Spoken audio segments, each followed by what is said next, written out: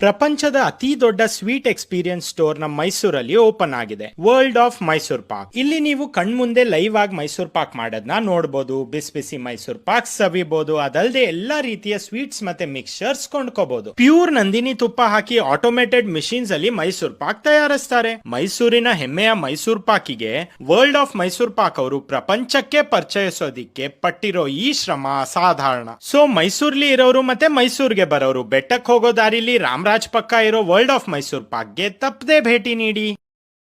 ದಿಢೀರನೆ ಮಾಡುವಂತಹ ಕಡಲೆಬೇಳೆ ಪಾಯಸ ಇವತ್ತಿನ ಕಡೆ ಕಾರ್ತಿಕ್ ಸೋಮವಾರದ ಸ್ಪೆಷಲ್. ಎಷ್ಟೇ ಸ್ವೀಟ್ ಇರಲಿ, ಟ್ರೆಡಿಷನಲ್ ಆಗಿ ಮಾಡುವಂತಹ ಪಾಯಸ ಒಂದು ಎಮೋಷನ್ ಅಂತ ಹೇಳ್ಬೋದು. ದಿಢೀರಾಗಿ ಮಾಡುವಂತಹ ಕಡಲೆಬೇಳೆ ಪಾಯಸ ಹೇಗೆ ಮಾಡೋದು ನೋಡೋಣ.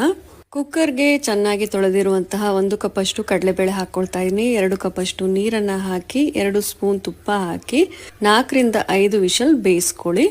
ಕುಕ್ಕರ್ ತಣ್ಣಗಾಗಷ್ಟರಲ್ಲಿ ಮಿಕ್ಸಿ ಜಾರ್ಗೆ ಅರ್ಧ ಹೋಳು ತೆಂಗಿನಕಾಯಿ ತುರಿಯನ್ನ ಹಾಕೊಂಡು ಸ್ವಲ್ಪ ನೀರು ಹಾಕಿ ಚೆನ್ನಾಗಿ ಗ್ರೈಂಡ್ ಮಾಡಿ ಇಟ್ಕೊಳ್ಳಿ. ಕುಕ್ಕರ್ ತಣ್ಣಗಾದ್ಮೇಲೆ ಕಡಲೆಬೇಳೆ ಚೆನ್ನಾಗಿ ಬೆಂದಿರುತ್ತೆ. ಇದನ್ನ ಸ್ವಲ್ಪ ಸೌಟಲ್ಲಿ ಮ್ಯಾಶ್ ಮಾಡಿಕೊಂಡು ತೆಂಗಿನ ಹಾಲನ್ನ ಸೋಸ್ಕೊಂಡು ಹಾಕೊಳ್ಳಿ. ಒಂದ್ಸಲ ತೆಂಗಿನ ಹಾಲನ್ನ ಸೋಸ್ಕೊಂಡಾದ್ಮೇಲೆ ಮತ್ತೆ ಅದನ್ನ ಗ್ರೈಂಡ್ ಮಾಡ್ಕೊಂಡು ಹಾಕೊಂಡು ಮತ್ತೆ ತೆಂಗಿನ ಹಾಲನ್ನ ಸೋಸ್ಕೊಂಡು ಕಡಲೆಬೇಳೆ ಜೊತೆ ಸೇರಿಸಿ 1 ಕಪ್ ಅಷ್ಟು ಬೆಲ್ಲ ಕೂಡ ಹಾಕಿ ಏಲಕ್ಕಿ ಪುಡಿ ಹಾಕಿ ಮಿಕ್ಸ್ ಮಾಡಿ ಚೆನ್ನಾಗಿ ಕುದಿಸ್ಕೋಬೇಕು. ಪಾಯಸ ಏನಾದ್ರು ತೆಳ್ಳಗಾಗಿದೆ ಅನ್ಸಿದ್ರೆ 2 ಸ್ಪೂನ್ ಅಷ್ಟು ಅಕ್ಕಿ ಹಿಟ್ಟನ್ನ ನೀರಲ್ಲಿ ಕಲಸಿ ಹಾಕೊಳ್ಬಹುದು. ಲಾಸ್ಟ್ ಅಲ್ಲಿ ತುಪ್ಪದಲ್ಲಿ ಫ್ರೈ ಮಾಡಿರೋ ಗೋಡಂಬಿ ದ್ರಾಕ್ಷಿನ ಹಾಕಿ ಮಿಕ್ಸ್ ಮಾಡ್ಕೊಂಡ್ರೆ ರುಚಿಯಾದ ದಿಢೀರನೆ ಮಾಡುವಂತಹ ಕಡಲೆಬೇಳೆ ಪಾಯಸ ರೆಡಿ ಆಯ್ತು. ಮಾಡಿ ನೋಡಿ, ಸಖತ್ತಾಗಿರುತ್ತೆ.